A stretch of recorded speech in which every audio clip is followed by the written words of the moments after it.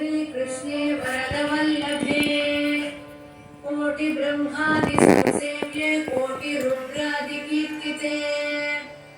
मातुलुङ्गमयं खेटं सौवर्णचषकं तथा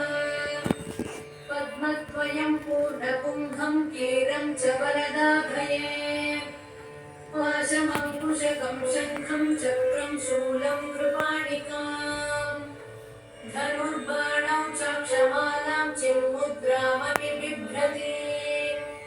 अष्टादशभुजे लक्ष्मी महाष्टादशपीठगे भूमिनीलादिसंसेव्ये स्वामि चिन्तानुवर्तिनि पद्मे पद्मालये पद्मी पूर्णकुम्भाभिषेचिते